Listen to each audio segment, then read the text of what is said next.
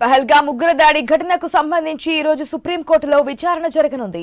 Judicial విచారణ కోరుతూ సుప్రీంకోర్టులో దాఖలైన ప్రజా ప్రయోజన పిల్పై విచారణ చేపట్టనున్నారు. కశ్మీర్కు వచ్చే టూరిస్టులకు రక్షణ కల్పించాల్సిన బాధ్యతపై కేంద్ర ప్రభుత్వం జమ్మూ కశ్మీర్ ప్రభుత్వాలకు తగిన మార్గదర్శకాలు ఇవ్వాలని కోరుతూ పిల్ దాఖలైంది.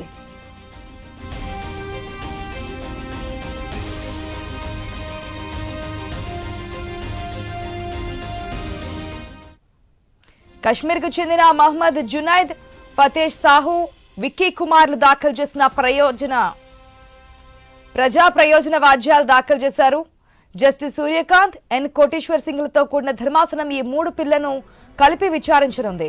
పహల్గామ్ ఉగ్రదాడిలో 26 మంది ప్రాణాలు కోల్పోయారు. ఏప్రిల్ 22వ తేదీన ఉగ్రదాడి జరిగింది.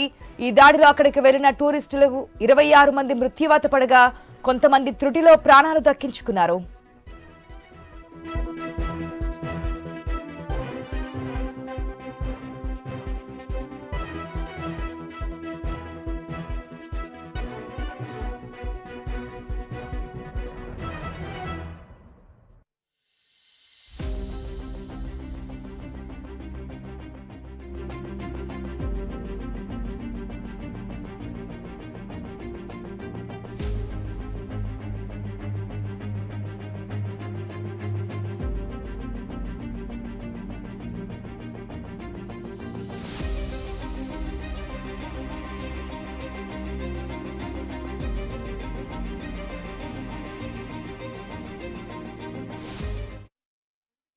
పహల్గామ్ ఉగ్రదాడి ఘటనకు సంబంధించి ఈ రోజు సుప్రీంకోర్టులో విచారణ జరగబోతోంది.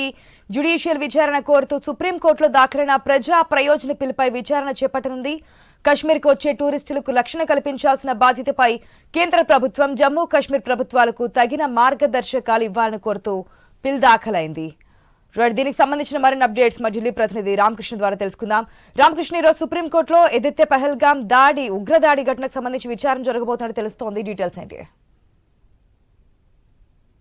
ఈ ఘటనకు సంబంధించి ఈ రోజు సుప్రీంకోర్టులో విచారణ జరగబోతుంది. మరి దీనిపై జ్యుడిషియల్ కమిషన్ కూడా ఏర్పాటు చేయాలని చెప్పి కూడా పిటిషన్ చేస్తారు.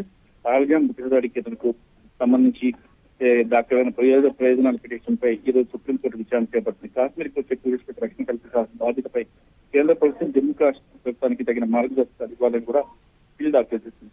కాశ్మీర్కి చెందిన మహమ్మద్ జునైద్, ఫతేష్ సాహు, విక్కీ కుమార్తో దాఖలు చేసిన ప్రజా ప్రయోజనాల రాజ్యాలపై సుప్రీంకోర్టు ఈ రోజు విచారణ చేపడుతుంది. జస్టిస్ సూర్యకాంత్ అలాగే జస్టిస్ ఎన్ కోటేశ్వర్ సింగ్లతో కూడిన ధర్మాసనం ఈ 3 పిల్లలను కలిపి విచారించనుంది. పహల్గామ్ దాడిలో 26 మంది ప్రాణాలు కోల్పోయారు. ఏప్రిల్ 22న ఉగ్రదాడి జరిగింది. ఈ దాడిలో అక్కడికి వెళ్ళిన టూరిస్టులు 26 మంది మృత్యువాత పడగా కొంతమంది ప్రాణాలను దక్కించుకుని బయటపడ్డారు. సో ఈ నేపథ్యంలో దీనికి సంబంధించి సర్వోన్నత న్యాయస్థానం ఇటు కేంద్ర ప్రభుత్వానికి అటు జమ్మూ కాశ్మీర్ ప్రభుత్వానికి మార్గదర్శకాలు జారీ చేయాలని చెప్పేసి ఈ పిటిషన్ దాఖలై దానికి సంబంధించి ఈ రోజు విచారణ జరగబోతుంది. Right Ramakrishna, thanks for the update.